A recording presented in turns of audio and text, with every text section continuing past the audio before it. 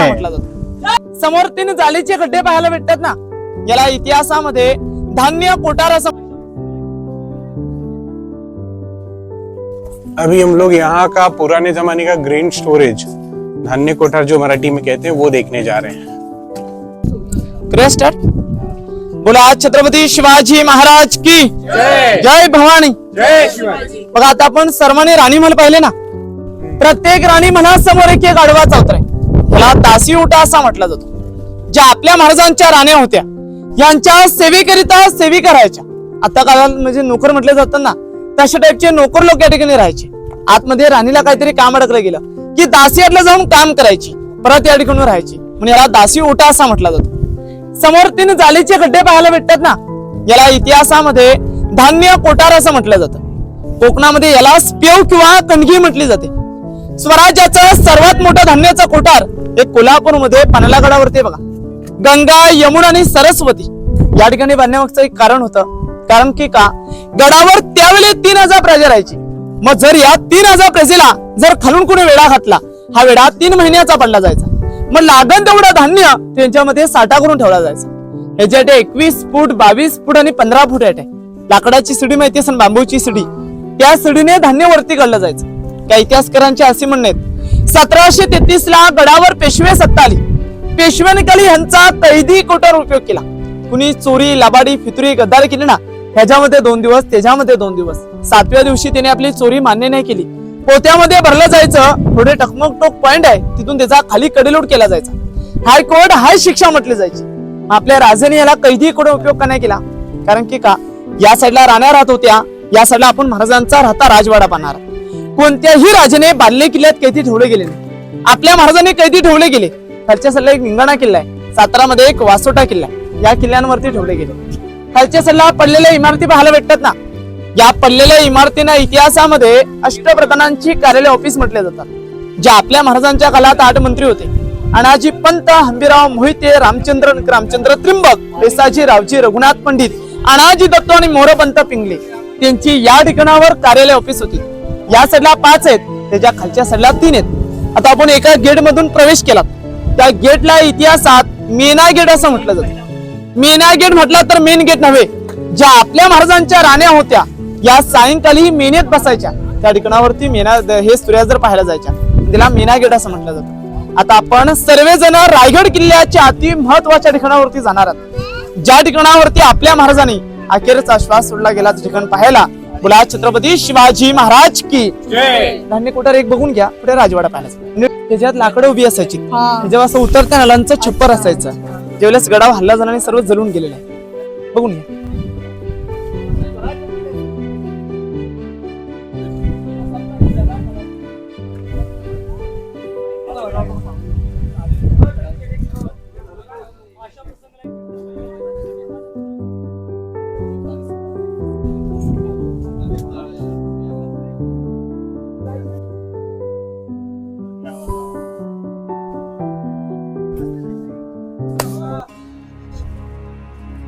शिवाजी महाराज की जय. जय भवानी. जय शिवाजी. बघा आज आपण सर्वजण रायगड किल्ल्याच्या अति महत्वाच्या ठिकाणावरती झालात.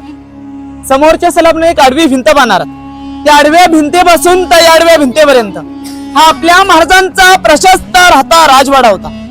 समोरचा चौकोनी चौतरा पाहता, या चौतऱ्यावरती आपल्या महाराजाने 10 वर्ष वास्तव्य केलं. सागाच्या लाकडाने, उतरत्या नलाच्या कौलाने या ठिकाणावरती 2 मजली इमारत होती. 32 फूट एवढी उंच इमारत होती. पैठणीच्या कापडाने, मखमलीच्या फुलाने आणि मशलीच्या उजेडाने पूर्णपणे सजली होती. काय वैभव असेल त्यावेळेच. परंतु याच चौतऱ्याने काला दिवस पाहिला गेला, तो म्हणजे 3 एप्रिल 1686. आपला सूर्य मावळला गेला आणि रायगड पोरका झाला गेला. या चौतऱ्यावरती आपल्या महाराजांनी अखेरचा श्वास सोडला गेला. त्या चपला खाली गडा ना, अखेरचा श्वास सोडला गेला. महाराजांचं निधन या चौतऱ्यावरती झालं गेलं. परंतु महाराजांच्या चितेला अग्नी हे जगदीश्वराच्या पाठच्या साईडला एक व्हाईट छत्र आहे, या ठिकाणावरती देण्यात आले. कारण की का, महाराज आपले शंकराचे भक्त होते. सकाळचे 5:30 वाजले गेले की महाराज दररोज जगदीश्वराच्या दर्शनाकरता जायचे.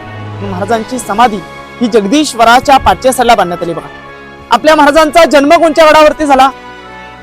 शिवनेरी गडावरती 19 फेब्रुवारी 1630 ते 1680 मध्ये आपल्या महाराजांचं निधन झालं गेलं.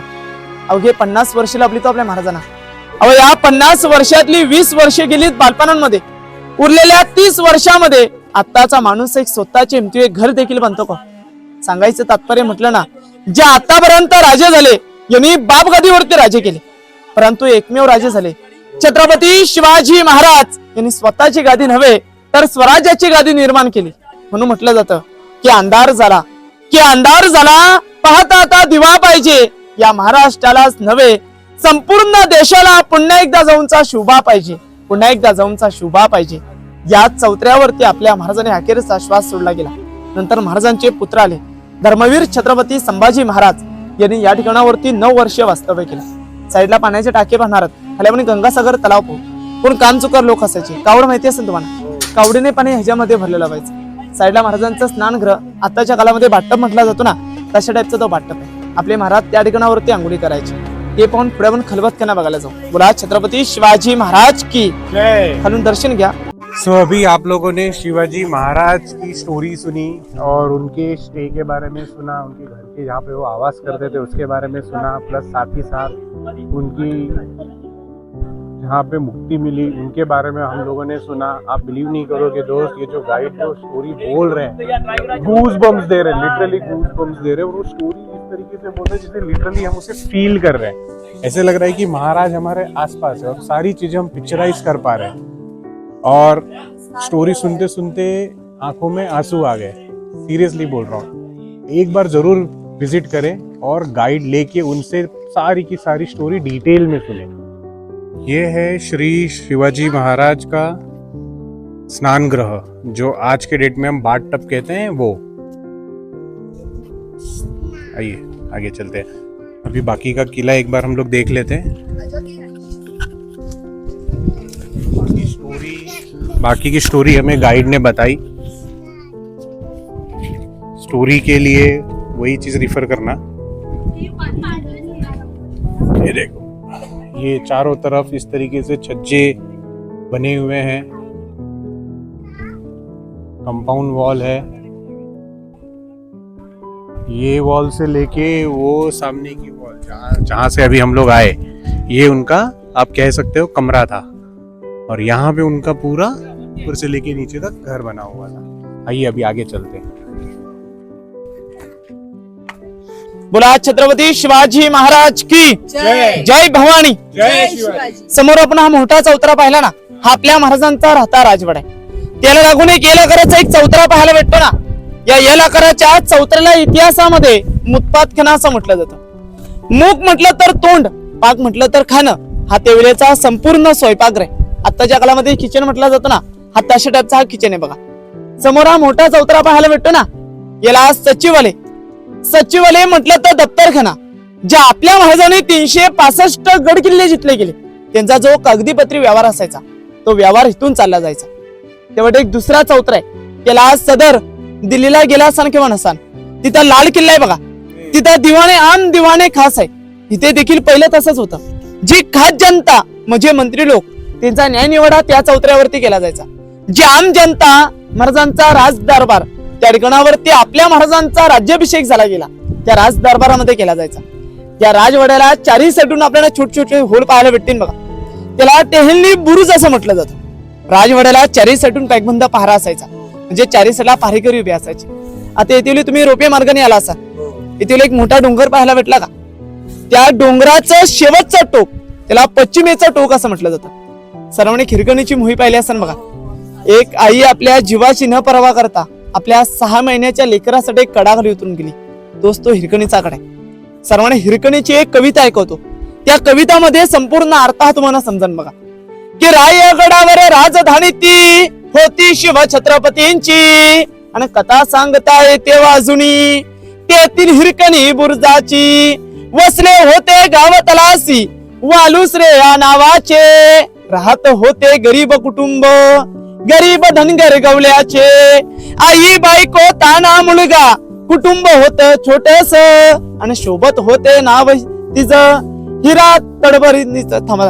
सोबत होते सांज सकाळी हिरा जात असे दूत घेऊन गडावरी चालत होती उपजीविका त्या लेकीच्या धंद्यावरती एके दिवशी दूत घालिता हिरा क्षणभर विसावली ज्ञानी नाही आलं तिच्या कधी सांज वेल टलून गेली सूर्य देवता मावलते झाले बंद झाले गडाचे दरवाजे मनात भ्याली हिरा म्हणाली घरी तान बाल माझे हात जोडून करी विनवणी म्हणे गडकरी जाऊ दे खाली म्हणा गडकरी म्हणे नाही आदण्या शिवरायांची आम्हाला बालाची आठवण येता माय माऊली झाली वेडी पिसी आणि कडा खाली उतरून धावत जाऊनी बालाला तिने घेई कुशी आतुरणीय धाडस पाहून महाराजे स्तंभित झाले साडी चोली देऊनी हिरास प्रेमे सन्मानित केले कड्यावरती त्या बुरुज बांधिला साक्षाईच्या प्रेमाची